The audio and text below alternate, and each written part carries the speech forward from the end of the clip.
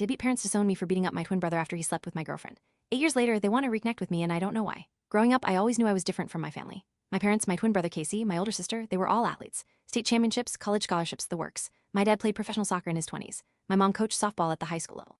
Me, I picked up archery when I was 11. Found an old bow at a garage sale for $15. The first time I mentioned wanting to compete, my dad literally laughed. That's not a real sport, buddy. That's a hobby. My mom nodded along. At 12, I begged them to come watch my first tournament.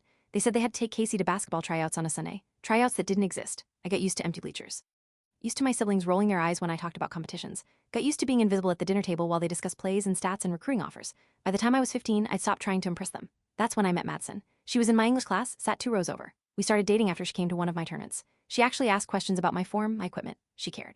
After 6 months, I introduced her to my family. They loved her. My mom kept saying how sweet she was. Casey asked her about basketball. She played on the school team. Suddenly, my family had opinions about my relationship. Suddenly, they paid attention. We dated for 2 years. I was 17 when I started looking at colleges with good archery programs, planning a future where maybe, just maybe, I'd finally be seen. Then, one Tuesday after school, I came home early. Casey's car was in the driveway, so was Madison's. I walked past Casey's window and saw them on his bed together. I stood there for maybe 30 seconds just frozen, then I walked straight inside. Casey came out of his room 5 minutes later pulling his shirt on. He saw me and actually smirked. Dude, it just happened. I didn't think. I swung, caught him in the jaw, knocked him flat. He hit the floor and didn't get up. My parents came running. My mom screamed. Dad shoved me against the wall. What the hell is wrong with you? I tried to explain, tried to tell them what I saw. My mom cut me off. Madison already told us everything. You two broke up last week. That was a lie. Madison was still wearing the bracelet I'd given her for our anniversary. My dad gave me 2 options. Move in with my Aunt Sharon 2 hours away or they'd press charges for assault. I was 3 months from 18. I could have been tried as an adult. Packed 1 duffel bag that night. Casey sat on the couch with an ice pack on his face, my parents on either side of him. Nobody said goodbye. 8 years. I didn't call. They didn't call. I graduated high school living with Aunt Sharon. Met my wife Faith in college. Got a degree in mechanical engineering.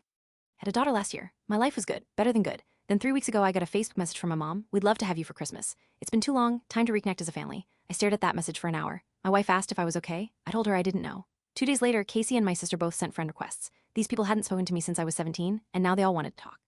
Called Aunt Sharon, told her about the messages. She went quiet on the other end of the line. Your grandfather called me 3 weeks ago, she finally said. Asked how you were doing, what you've been up to. My grandfather, my dad's dad, multimillionaire who made his fortune in real estate. I told him you were doing great, Sharon continued, and he seemed surprised. Said he was glad you turned things around after what happened. My stomach dropped after what happened.